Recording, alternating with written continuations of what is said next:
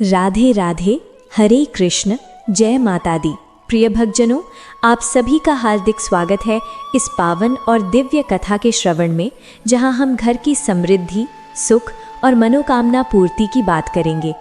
आज दिनांक है 17 मार्च, दिन है मंगलवार और आज है चैत्र मास के कृष्ण पक्ष की त्रयोदशी और चतुर्दशी तिथि। त्रयोदशी तिथि सुबह 8:50 तक समाप्त होगी और इसके बाद चतुर्दशी तिथि प्रारंभ होगी। और आज ब्रह्म मुहूर्त सुबह 4:50 से 5:40 तक रहेगा। सूर्योदय होगा सुबह 6:30 पर, सूर्यास्त होगा शाम 6:40 पर। राहु काल सुबह 8 बजे से 9:30 बजे तक रहेगा। आइए पहले सुनते हैं घर में सुख समृद्धि और धन के भंडार भरने वाली लक्ष्मी नित्य नेम की कथा।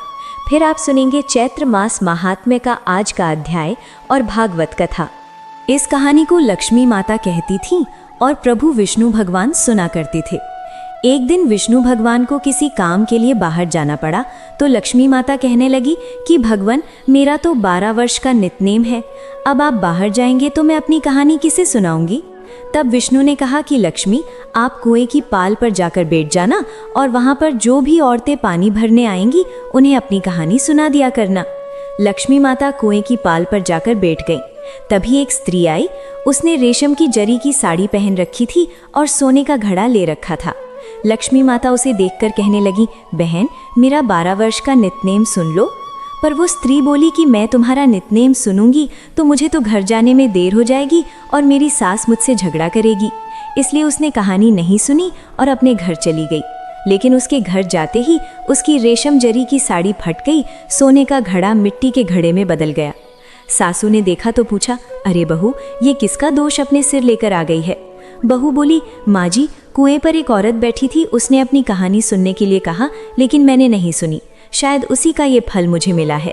बहू की बात सुनकर अगले दिन वही साड़ी और वही घड़ा लेकर सास कुएं की पाल पर गई। सास को वहीं पर लक्ष्मी माता बैठी मिली तो माता लक्ष्मी ने कहा, बहन, मेरी कहानी सुन लीजिए।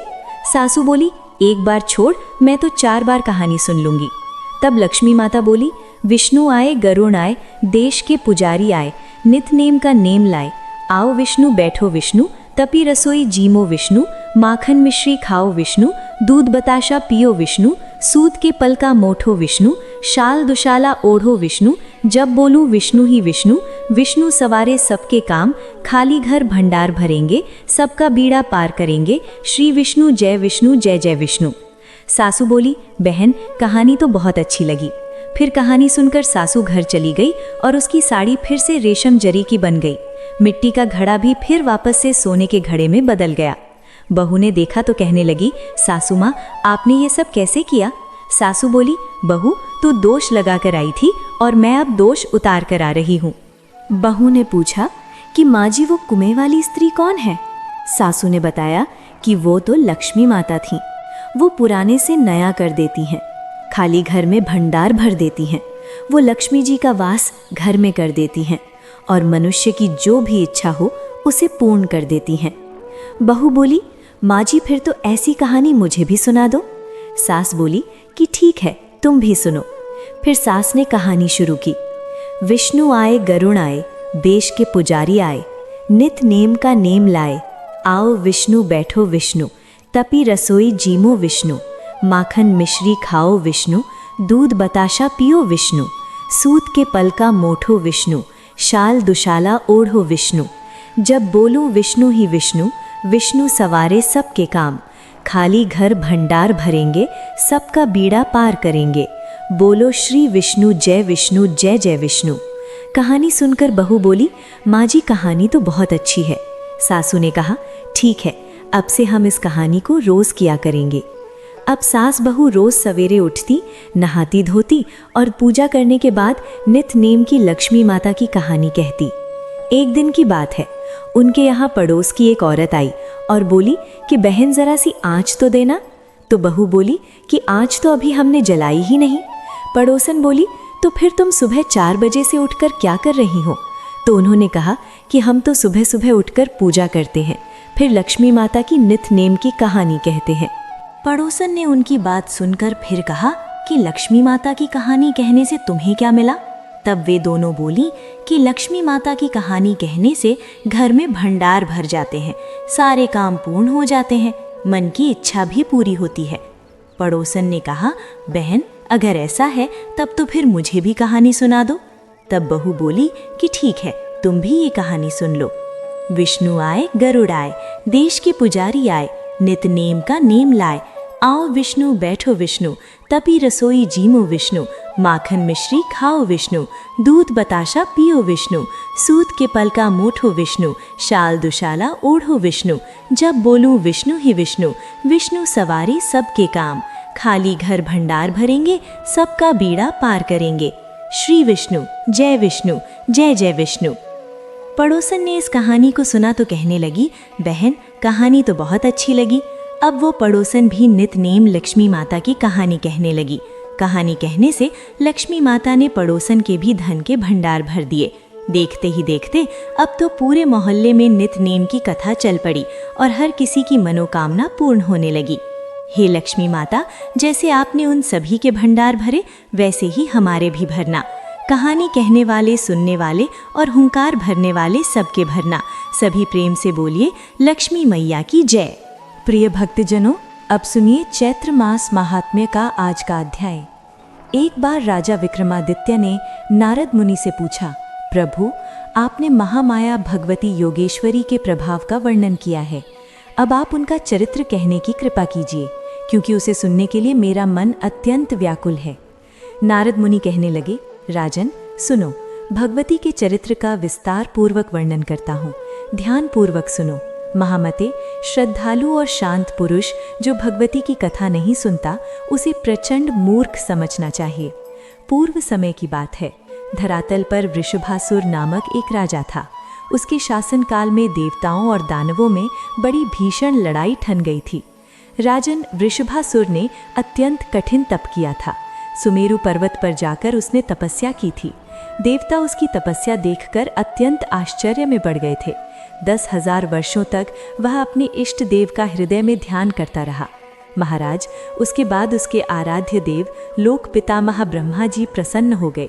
वे हंस पर विराजमान होकर वहां आए और बोले, धर्मात्मन वर मांगो, मैं तुम्हारा मनोरथ पूर्ण करने के लिए उद्यत हूँ। तब वृषभासुर बोला, देवाधिदेव महाभाग ब्रह्मा जी, मैं अमृतत्व चाहता हूँ। पितामह, जिस प्रकार मृत्यु का भय सामने न आए, वैसा ही वर मुझे देने की कृपा कीजिए। मुझे अमर हो जाने का आशीर्वाद दीजिए। ब्रह्मा जी ने कहा, जन्मे हुए प्राणी का मरना और मरे हुए का जन्म लेना तो बिल्कुल निश्चित है। यह नियम तो सदा लागू रहता है। संपूर्ण प्राणियों की जन्म लेने और मरने की क्रिया अनिवार्य रूप से चलती ही रहती है। दैत्यवर, समयानुसार संपूर्ण प्राणियों की मृत्यु हो जाती है। बड़े बड़े पर्वतों और समुद्रों का भी एक दिन अंत हो जाता है। इसलिए राजन, एक मृत्यु के विषय को छोड़कर दूसरा जो कुछ भी तुम्हारे मन में हो वह वर मांग लो। वृषभासुर बोला, पितामह, देवता, दैत्य और मानव, इनमें से किसी भी पुरुष से मेरी मृत्यु न हो। कोई स्त्री मुझे मारे, अतः ब्रह्मा जी स्त्री के हाथों मेरा मरण निश्चित करने की कृपा कीजिए। पर जो स्वयं अबला है, वह भला मुझे मारने में समर्थ ही कैसे हो सकेगी। ब्रह्मा जी ने कहा, दैत्येंद्र, ठीक है, जब कभी भी स्त्री के हाथों ही तुम्हारा मरण निश्चित है महाभाग, वृषभासुर, पुरुषों के हाथों तुम बिल्कुल भी नहीं मारे जा सकोगे। नारद मुनि कहते हैं, इस प्रकार वृषभासुर को वर देकर ब्रह्मा जी अपने आश्रम के लिए प्रस्थान कर गए और वो प्रतापी दैत्य वृषभासुर भी प्रसन्नता पूर्वक अपने घर लौट गया। राजा विक्रमादित्य ने पूछा, हे प्रभु, वृषभासुर किसका पुत्र था? उस महाबली दैत्य की उत्पत्ति कैसे हुई थी? एक महान आत्मा होते हुए उसे महिष का रूप कैसे मिल गया था? नारद मुनि कहते हैं, महाराज, दंभ के जगत प्रसिद्ध 2 पुत्र थे, जिनके नाम थे दंभ और शंभ। उन दोनों की दानवों में बड़ी प्रतिष्ठा थी। महाराज, वे दोनों ही संतानहीन थे, इसलिए पुत्र होने के लिए कठिन तपस्या करने लगे। कई वर्षों तक उन्होंने कठिन तपस्या की। पंचनद के पावन जल में तपस्या आरंभ हुई। शंभ जल में डूबकर दुष्कर तप करने लगा और उधर दंभ प्रशस्त दूध वाले वट वृक्ष के नीचे गया और पंचाग्नि की व्यवस्था करके तपस्या में लीन हो गया। जब दंभ पंचाग्नि तापता हुआ साधन में तत्पर हो गया, तब उन दैत्यों की स्थिति का पता लगने पर शचीपति इंद्र महान दुखी हो गए। वे स्वयं पंचनद पहुंचे। एक ग्रह का वेश धारण करके उन्होंने जल में प्रवेश किया तथा तपस्या करते हुए शंभ के पैर पकड़ लिए। उनके इस प्रयास से दुराचारी शंभ की जीवन लीला समाप्त हो गई।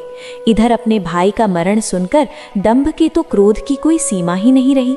उसके मन में ऐसी इच्छा उत्पन्न हुई कि अपना मस्तक में काटकर अग्नि को भेंट कर दूं। अतः उसने सहसा बाएं हाथ से अपने सिर की चोटी पकड़ी और दाहिने हाथ में तीखी तलवार लेकर अपने मस्तक को अपने ही हाथों धड़ से अलग कर देना चाहा। इतने में ही उसे समझाने के लिए अग्निदेव प्रकट हो गए। अग्निदेव ने दंभ से कहा, दैत्य, तुम में बड़ी मूर्खता भरी हुई है, तभी तो अपना मस्तक काटने को तैयार हो गए हो। अब भला आत्महत्या जैसे अत्यंत अधम कर्म में तुम्हारी प्रवृत्ति कैसे हो गई? तुम्हारा कल्याण हो, मुझसे वर मांग लो। मन में जो भी इच्छा हो मांग सकते हो। शरीर का त्याग मत करो। यूं प्राण त्याग करने से भी भला तुम्हारा कौन सा कार्य सिद्ध हो जाएगा? नारद मुनि कहते हैं, अग्निदेव की वाणी बड़ी सरस थी। उसे सुनकर दंभ ने अपनी चोटी छोड़ दी और कहा, देवेश, यदि आप प्रसन्न हैं तो मुझे अभीष्ट वर देने की कृपा कीजिए। मैं त्रिलोकी पर विजय पाने वाला पुत्र चाहता हूँ। मुझे ऐसा पुत्र चाहिए जिसके प्रयास से शत्रु की सेना प्राणों से हाथ धो बैठे। देवता, दानव या मानव कोई भी किसी भी प्रकार उसे पराजित न कर सके। वो अपनी इच्छा के अनुसार रूप धारण कर सके, उसमें अपार शक्ति हो, सब लोग उसके चरणों में मस्तक झुकाए। तब अग्निदेव ने दंभ से कहा, बहुत ठीक, तुम्हारी अभिलाषा पूर्ण होगी महाभाग। तुम्हें वैसा ही पुत्र प्राप्त होगा। अब आत्महत्या का विचार छोड़ दो। महाभाग, जिस सुंदरी भार्या पर तुम्हारा मन डिग जाए, उसी के गर्भ से महान पराक्रमी पुत्र तुम्हें प्राप्त होगा। नारद मुनि कहते हैं, अग्निदेव का वचन चित्त को आह्लादित कर देने वाला था। उनकी बातें सुनकर दैत्यवर दंभ ने चरणों में मस्तक झुका दिया और वो अपने स्थान की ओर चल दिया। दंभ का स्थान संपूर्ण समृद्धियों से संपन्न था। वहां अनेकों यक्ष मौजूद थे। पशु भावपन्न राक्षस तो था ही। काम भाव से एक महिषी पर यानी भैंस पर उस दानवराज की दृष्टि पड़ गई। उस समय वो भैंस भी जवानी के मद में चूर थी। दंभ उसी पर आसक्त हो गया। होनी तो बड़ी प्रबल है। उसके वीर्य से वो महिषी गर्भवती हो गई। फिर एक समय की बात है, कोई एक दूसरा भैंसा भी उस पर टूट पड़ा। इसलिए उस भैंस को मारने के लिए दंभ स्वयं सामने आ गया और उस पर झपटा। वो बलवान भैंसा काम था। उसने तुरंत अपने सींगों से दंभ पर चोट पहुंचानी शुरू कर दी। उसके सींग बड़े तीखे थे। उस भैंसे ने उन तीखे सींगों के द्वारा दंभ के हृदय में बहुत गहरी चोट पहुंचाई, जिससे वो दानव मूर्छित होकर भूमि पर गिर पड़ा और उसके प्राण शरीर से अलग हो गए।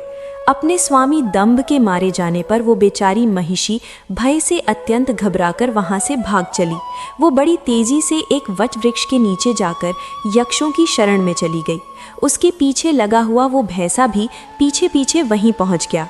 बल के अभिमान में तो वो चूर था ही। यक्षों ने देखा कि वो महिषी अत्यंत कातर होकर आंखों से आंसू बहा रही है और मारे भय के उसका कलेजा कांप रहा है। साथ ही पीछे दौड़कर आता हुआ एक भैंसा भी उन्हें दिखाई दिया। इसलिए उस भैंस की रक्षा करने के लिए यक्ष भैंसे का सामना करने के लिए तत्पर हो गए। अब उस भैंसे के साथ उन यक्षों का ही रोमांचकारी युद्ध छिड़ गया।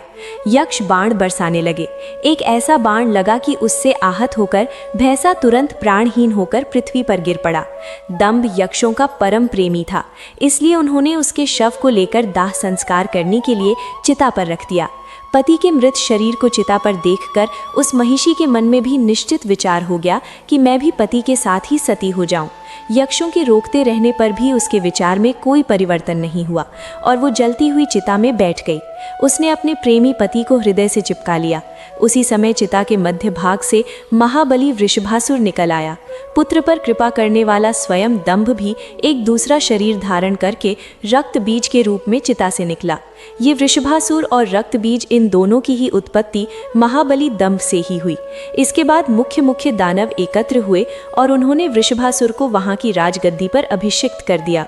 राजन, वृषभासुर देवताओं, दानवों और मानवों सबसे अवध्य था। महाराज, महान आत्मा वृषभासुर के जन्म का तथा उसके वरदान का यही प्रसंग है। नारद मुनि कहते हैं, इस प्रकार वृषभासुर नाम से प्रसिद्ध वो दानव संपूर्ण जगत पर शासन करने लगा। वर पा जाने के कारण उस पराक्रमी दैत्य को अत्यंत अभिमान हो गया था। समस्त प्राणी उसके ही अधीन रहते थे। उसने समुद्र पर्यंत सारी पृथ्वी को अपने बाहुबल से जीतकर स्वयं उसकी रक्षा का भार संभाल लिया था। अब उसका एक शत्रु राज्य हो गया। उस समय उसका कोई भी शत्रु धरती पर नहीं था। उसकी सेनाध्यक्ष का नाम था चिक्षुर, जो कि महान प्रतापी और मद से सदा चूर रहता था। ताम्र नाम से विख्यात राक्षस उसके कोषाध्यक्ष का काम करता था। उसके पास 10,000 सैनिक थे। असिलोमा, उदर्क, विडाल, वाशकल, त्रिनेत्र और कालबंधक नाम से प्रसिद्ध संपत्तिशाली अन्य बहुत सारे नरेश थे। उनके पास प्रचुर सेना थी। समुद्र पर्यंत पृथ्वी पर प्राचीन काल से उनका ही राज्य था। उन सब ने वृषभासुर को कर देना स्वीकार कर लिया।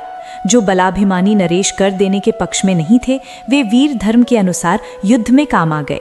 महाराज, ब्राह्मणों ने भी वृषभासुर की अधीनता स्वीकार कर ली।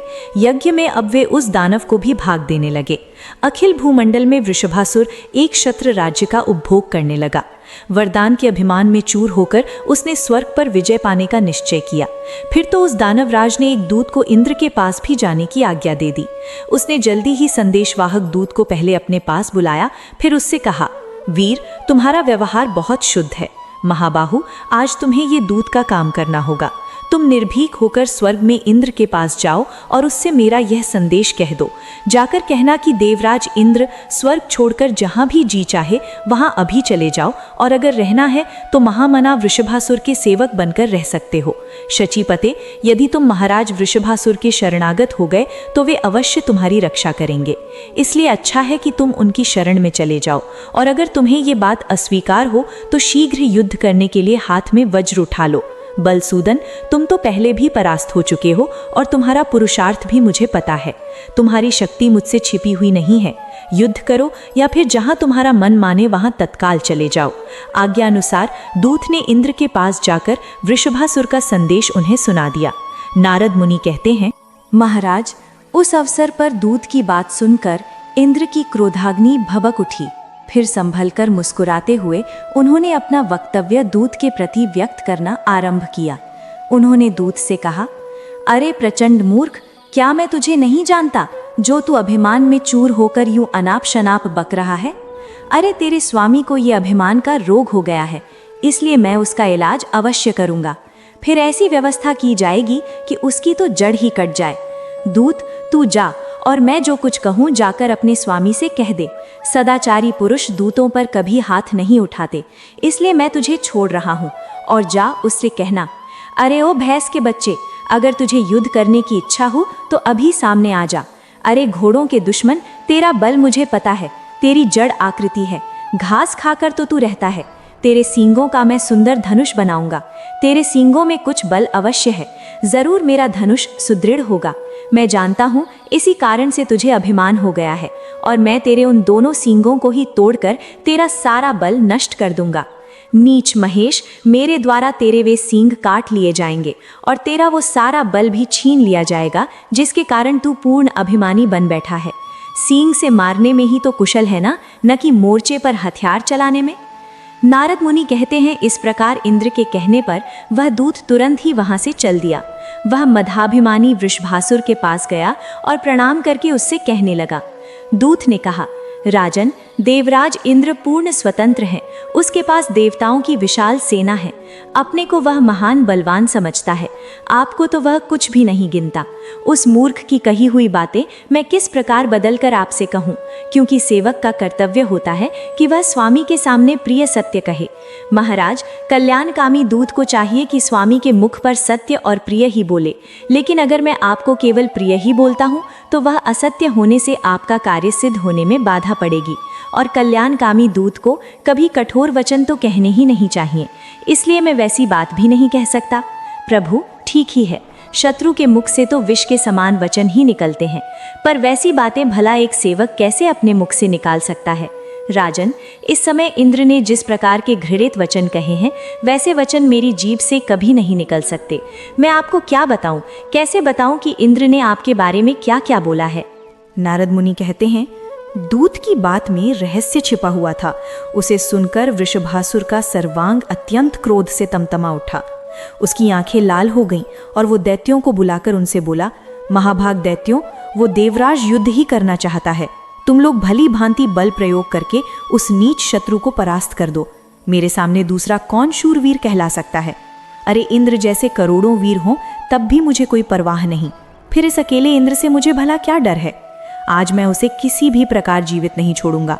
जो शांत रहते हैं उन्हीं के प्रति वो शूरवीर कहलाता है। क्षणकाय तपस्वी लोग ही उसे अधिक बलवान मानते हैं। अप्सराएं उसकी सहायिका हैं।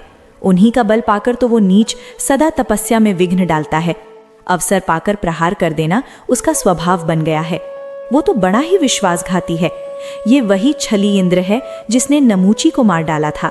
पहले तो नमूची के साथ विवाद छिड़ जाने पर भयभीत होकर संधि करने में राजी हो गया। फिर उसने तरह तरह की प्रतिज्ञाएं कर लीं और बाद में क्या किया? छल कपट करके उसे ही मार डाला। और जालसाज विष्णु तो कपट शास्त्र का पारंगत विद्वान ही है। जब इच्छा होती है नाना प्रकार के रूप धारण कर लेता है। बल भी है और दंभ करने की सारी कलाएं भी उसे पता है। दानवों, जिसने सुअर का रूप धारण करके हिरण्याक्ष को और नरसिंह का वेश बनाकर हिरण्यकश्यपु को मार डाला, उस विष्णु की भी अधीनता मैं स्वीकार नहीं कर सकता। मुझे तो विश्वास ही नहीं होता कि देवताओं में भी कोई है कहीं जो मेरे सामने ठहर सके। विष्णु अथवा महान बलशाली इंद्र मेरा भला कर ही क्या सकते हैं? मैं युद्ध के मैदान में खड़ा हो जाऊंगा, तब शंकर भी मेरा सामना करने में समर्थ नहीं हो सकते और इंद्र को हराकर अब तो मैं उसका स्वर्ग छीन लूंगा। वरुण, यमराज, कुबेर, अग्नि, चंद्रमा और सूर्य ये सब भी मुझसे परास्त हो जाएंगे। अब हम सब दानव ही यज्ञ में भाग पाएंगे। हमें सोम रस पीने का अधिकार प्राप्त हो जाएगा। देवताओं के समाज को कुचलकर मैं दानवों के साथ सुखपूर्वक विचरूंगा। दानवों, मुझे तो वर मिल चुका है, इसलिए देवताओं से मैं बिल्कुल नहीं डरता। पुरुष मात्र मुझे मारने में असमर्थ है। फिर भला एक अबला स्त्री बेचारी कर ही क्या सकेगी? शीघ्रगामी दूतों, तुम्हारा परम कर्तव्य है पाताल एवं पर्वत आदि विभिन्न स्थानों से प्रधान प्रधान दानवों को बुलाकर लाओ और उन्हें मेरी सेना के अध्यक्ष बना दो। दानवों, सभी देवताओं को जीतने के लिए मैं अकेला ही काफी हूँ। फिर भी मेरा गौरव बढ़ जाए, इसके लिए इस देवासुर संग्राम में निमंत्रण देकर आप सब लोगों को मैं सम्मिलित करता हूँ और निश्चय ही मैं सींगों और खुरों से देवताओं के प्राण हर लूंगा। वरदान के प्रभाव से मुझे देवताओं के रत्ती भर भी चिंता नहीं, उनका रत्ती भर भी भय नहीं है। देवताओं, दानवों और मानवों से अवध्य होने का वर जो मुझे प्राप्त है, इसलिए आज आप लोग स्वर्ग लोक पर विजय प्राप्त करने के लिए तैयार हो जाएं।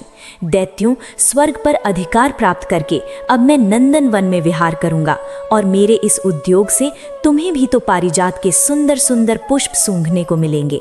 अरे देवांगनाएं तुम्हारी सेवा करेंगी, कामधेनु गौ का दूध पीने को मिलेगा और अमृत पीकर तुम लोग भी आनंद का अनुभव करोगे। दिव्य गंधर्व नाच और गाकर तुम्हारे चित्त को आह्लादित करेंगे।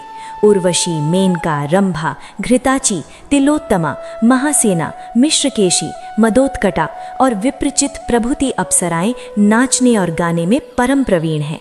वे तो अनेक प्रकार की मदिराओं का सेवन करके तुम सब लोगों के चित्त को अत्यंत प्रसन्न करेंगी। इसलिए देवताओं के साथ संग्राम करने के लिए स्वर्ग लोक में चलना सबको सम्मत हो तो आज ही सभी तैयार हो जाएं। पहले मांगलिक कृत कर लेने चाहिए। सबकी सुरक्षा के लिए अपने परम गुरु मुनिवर शुक्राचार्य जी को बुलाकर भली भांति उनका स्वागत करें और उन्हें यज्ञ में नियुक्त कर दें। नारद मुनि कहते हैं, राजन, वृषभासुर की बुद्धि तो सदा पाप कर्म ने ही रत थी। दैत्यों को इस तरह आदेश देकर वो तुरंत अपने महल में चला गया।